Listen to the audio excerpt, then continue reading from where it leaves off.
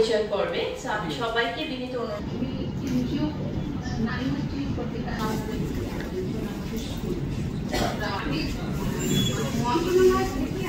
হচ্ছে যে অধূমপায়ীরা আসলে ধূমপান না করে ক্ষতিগ্রস্ত হচ্ছে।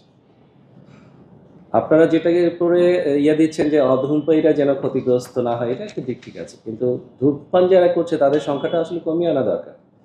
তাদের সংখ্যা বেড়ে যাবে, তারা কিন্তু আসলে সমাজ পরিবেশকে দূষিত করতেই থাকবে।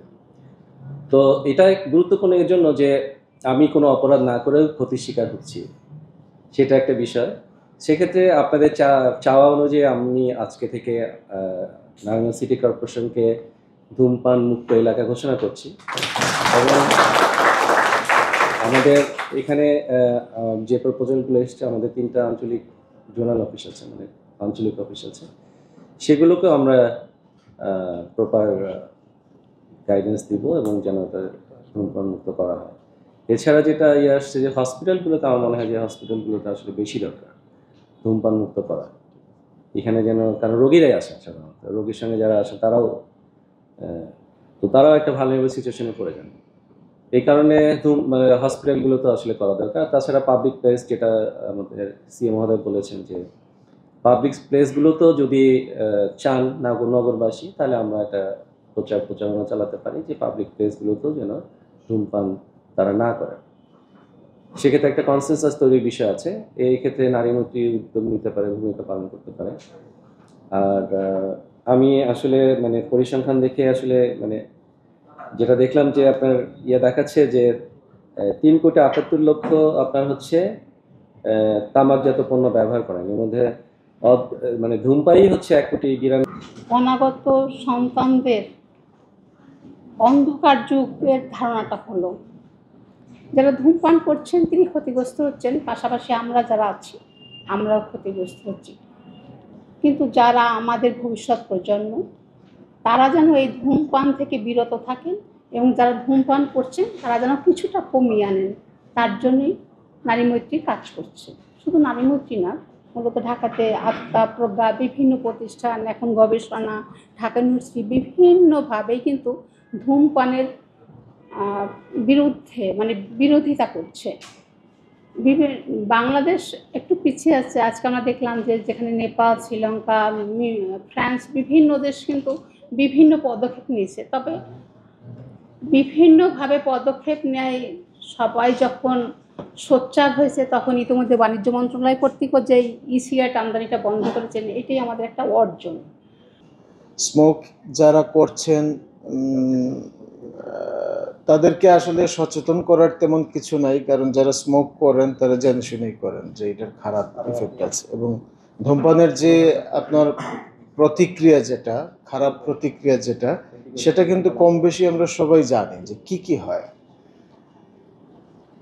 সুতরাং যারা ধূমপান না করে এটার শিকার হচ্ছেন তাদেরকে রক্ষা করা আমাদের দায়িত্ব। এবং নারীমৈত্রীর আজকের প্রোগ্রামের মূল উদ্দেশ্য হচ্ছে সেটা, আমি যতটুকু বুঝতে পেরেছি।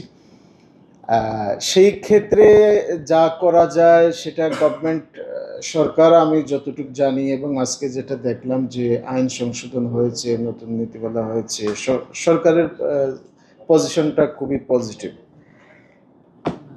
এখন হচ্ছে যে আমরা কি করতে পারি সিটি কর্পোরেশন হিসেবে।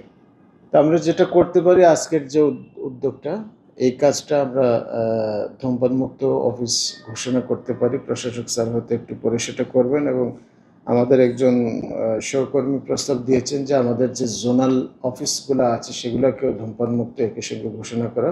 তা আমার মনে হয় স্যার, একটা আজকের প্রোগ্রামের পরে একটা অফিসার আদেশের মাধ্যমে আপনি অনুমতি দিলে সেটা আমরা করতে পারি।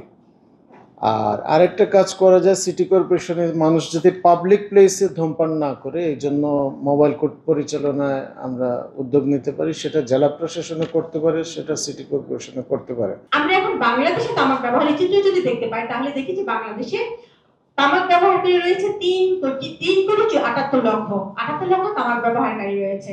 তার মধ্যে 1,92,00,000 হচ্ছে ধূমপায়ী এবং 2,02,00,000 হচ্ছে ধোঁয়াবিহীন তামাক ব্যবহারকারী। আর নারীদের মধ্যে ধোঁয়াবিহীন তামাক ব্যবহারকারী সংখ্যা হচ্ছে 24.8%। ধোঁয়াবিহীন তামাক আমরা সবাই জানি এটা কি, জর্দা, গুল, তামাক, সাদা পাতা, যেগুলা যেগুলো থেকে কোনো মানে ধূমপান না, যেটা হচ্ছে পানের সাথে যেটা খায়, এটা হচ্ছে ধোঁয়াবিহীন তামাক। আর এটা নারীদের মধ্যে এই ব্যবহারটা একটু বেশি পাওয়া যায়। এছাড়া অপ্রাপ্তবয়স্কদের মধ্যে তামাক ব্যবহারের হার হচ্ছে 6.9%। এছাড়াও কর্মক্ষেত্র সহ পাবলিক প্লেস ও গণপরিবহনে পরোক্ষ ধূমপানের শিকার প্রায় 3,84,00,000 মানুষ। এটা হচ্ছে গ্লোবাল অ্যাডাল্ট টোবাকো সার্ভে 2017 তথ্য অনুযায়ী। আমরা যদি দেখি যে বাংলাদেশে তামাক ব্যবহার হলে প্রতি বছর 1,61,000 মানুষ প্রতি বছর মৃত্যুবরণ করছে। তার মধ্যে যদি আমরা দেখি তাহলে দৈনিক 442 জন মানুষ মৃত্যুবরণ করছে। এটা ওয়ার্ল্ড হেলথ অর্গানাইজেশন টোবাকো অ্যাটলাসের তথ্য অনুযায়ী দৈনিক 442 জন মানুষ শুধুমাত্র তামাক সেবনের ফলে মৃত্যুবরণ করছে এবং পঙ্গুত্ব বরণ করছে বছরে প্রায় 4 লাখ মানুষ। এছাড়াও আমরা 61,000-এরও বেশি শিশু পরোক্ষ ধূমপানের কারণে সৃষ্ট রোগে ভুগছে এবং বাংলাদেশে দেখা যাচ্ছে একটা গবেষণা যে বাংলাদেশে করোনা মহামারীতে অধূমপায়ীদের তুলনায় ধূমপায়ী রোগীদের মৃত্যুর হার দ্বিগুণ বেশি। একজন তরুণ অ্যাডভোকেট হিসেবে আমি চাই একটা নিরাপদ পরিবেশ। যদি এই অফিসটা আজকে ধূমপান মুক্ত হিসেবে ঘোষণা করা হতে পারে তাহলে আশা করি যে এই শহরটাও একদিন ধূমপান মুক্ত হবে এবং এইভাবেই আমরা এই পুরো দেশটাকে একদিন ধূমপান মুক্ত হিসেবে ঘোষণা করতে পারবো ইনশাআল্লাহ।